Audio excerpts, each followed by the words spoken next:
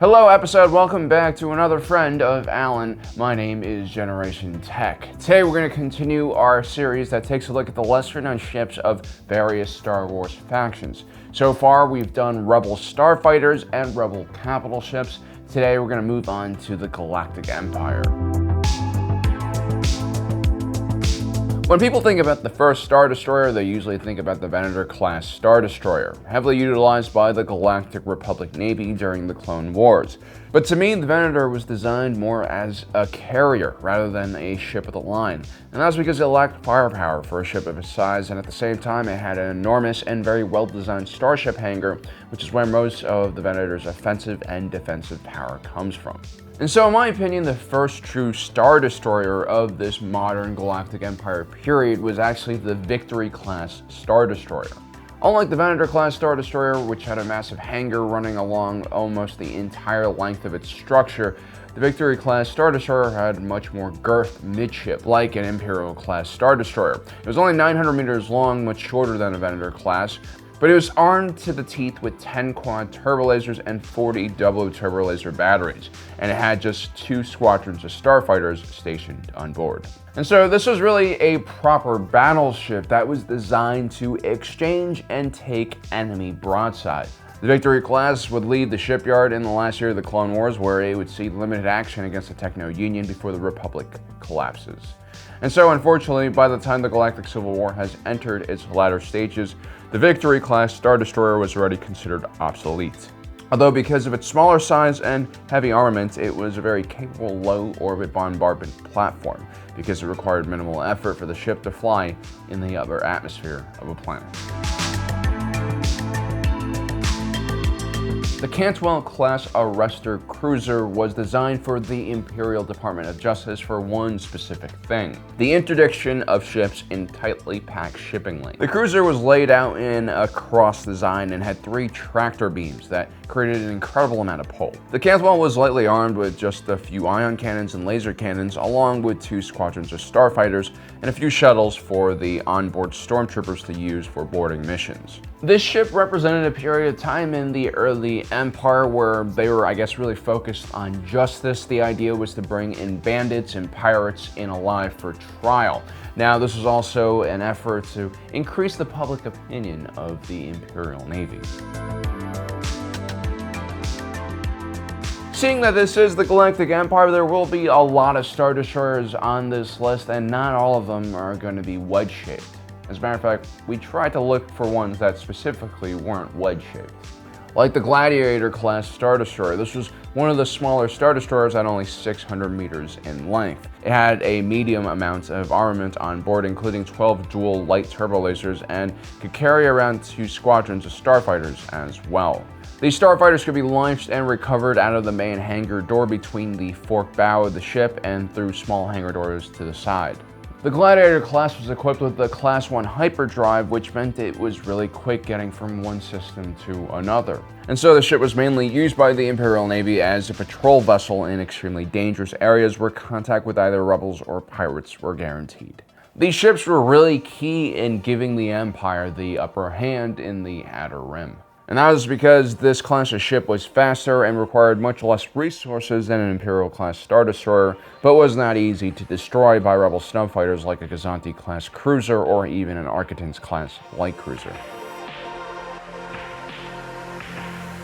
Next up in our silly lineup of non-triangular Star Destroyers is the ONAGER-class Star Destroyer, which honestly just looks like a larger version of Chewie's bowcaster. Nicknamed the Imperial Siegebreaker by the Rebel Alliance, this ship was essentially a siege weapon used to eradicate fortified worlds or just entire planets if necessary.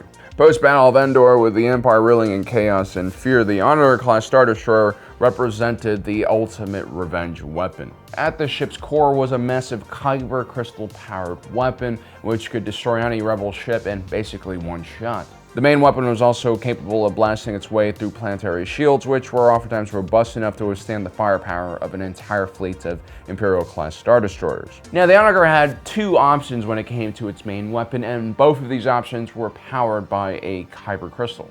First, you have the Orbital Bombardment Particle Cannon, which essentially fires large blobs of superheated plasma Then you had the super heavy composite beam turbo laser, which was an overpowered turbo laser that fired a beam of energy. Both weapons were considered amongst the most powerful in the entire Imperial arsenal. Ultimately, this ship was a much better alternative to the Death Star. Rebel intelligence estimated that the Galactic Empire could build thousands of ONAGER-class Star Destroyers for the price of one single battle station. The ONAGER-class Star Destroyer was a relatively weak ship defensively and required an entire escort fleet guarding it. It had relatively strong deflector shields, but these were all concentrated towards the front of the ship. The flanks and engine area on the ONAGER were essentially unguarded and relatively easy to damage. It was rumored that the First Order Manator 4 class siege dreadnought was inspired by this Imperial design. The Galactic-class cruiser was a pretty versatile platform that could serve as a transport for large vehicles like the AT-AT, but the Y-85 Titan dropship was purpose-built for this role. The large box-shaped ship could actually carry 4 AT-ATs or 4 AT-STs internally.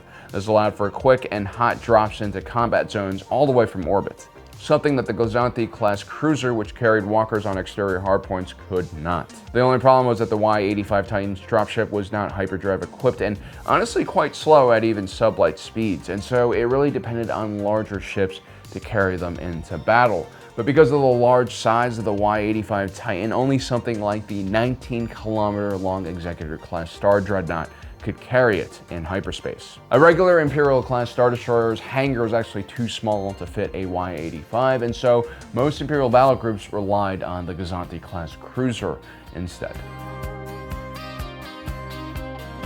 The heart of the Imperial Navy was its ships of the line. The Navy was all about giant battleships and banks of turbo lasers. Less attention was paid to the Starfighter Corps, which was mostly made up of lightly armed short-range interceptors, which was a shame because the Empire developed one of the most complete and robust pipelines for training Imperial starfighter pilots. Now, most Imperial ships of the line only had enough hangar space for maybe a few dozen starfighters, and most of these starfighters were used as like a defensive screen against enemy starfighters. And that or a dedicated carrier like the Quasar Fire-class cruiser carrier would be used as a support ship, but these were still relatively small carrier ships with only a few squadrons of starships on board. The SECUTOR-class Star Destroyer in many ways is like the true successor of the Venator-class Star Destroyer from the Republic era. It was lightly armed for a ship that was over 2.2 kilometers long. It only had 15 heavy turbo lasers and 15 light turbo lasers. But on board in its 2 ventral hangar bays, the SECUTOR-class Star Destroyer could hold up to 144 starfighters, along with multiple other crafts like shuttles and gunships. The SECUTOR-class Star Destroyer also had dual command towers. One served as the bridge for the ship, and the other one served as an air traffic control tower. When it came to size, there were very few starships that could compete with the Super Star Destroyer class. And while most of you know about the Executor-class Star Dreadnought, you might not have heard of the ECLIPSE-class Dreadnought. The ship was about 1,000 meters shorter than the Executor-class, but it had a massive front keel which was shaped almost like a gigantic blade, which is exactly what the ECLIPSE was designed for. You see, the ship would just fly right through enemy naval formations and then cut right through the command ship, usually destroying it by ramming it. If that weren't scary enough, the Dreadnought also had a miniaturized Death Star super laser that ran across the entire length of the ship. So the ramming wasn't even all that necessary. This was all about crushing your enemies, seeing them being driven before you, and then hearing the lamentations of their women. The CARRACK-class light cruiser came from the Republic era. At 350 meters long, it was one of the smaller ships fielded by the Empire and actually considered a gunship by the Imperial Navy. It was a relatively fast ship for its size and could even keep up with an X-Wing in a straight line. What makes the CARRACK class a light cruiser and extremely dangerous was its 10 heavy turbo laser turrets and 20 laser cannons. Combine that with its fast speed and maneuverability, and you had an incredibly dangerous ship that could destroy your average Rebel capital ship with relative ease. The only weakness with the CARRACK-class light cruiser was that it lacked an internal hangar for starfighters and had to rely on external hardpoint. The Raider II class Corvette was even smaller than the CARRACK-class light cruiser. At only 150 meters in length, this small ship was more about stealth and transportation. It was mainly used by Special Forces teams as a command center and was well equipped for survival and escaping larger enemy fleets. While it had no turbo lasers on board, it did have concussion missiles, point defense lasers, and ion cannons. Lastly, we have a very strange looking dreadnought. We're not exactly sure if it existed or not, but Rebel Alliance Intelligence Service wrote a report about this Imperial ship that was disguised as a space rock for some reason. Perhaps this was an early attempt by the Empire to build ships from asteroids by adding engines to them, which is exactly how the First Order ended up building Star Killer Base. So there you have it, guys, 10 lesser known Imperial starships. If you guys want to check out the rest of the series, we'll link in the description below the playlist with all of the videos in the series in there. Stay tuned for our next episode in the series. We'll probably cover Imperial starfighters. So don't forget to subscribe and hit that notification button down below. As usual, thanks for joining us today. If you're watching this, you are Generation Tech.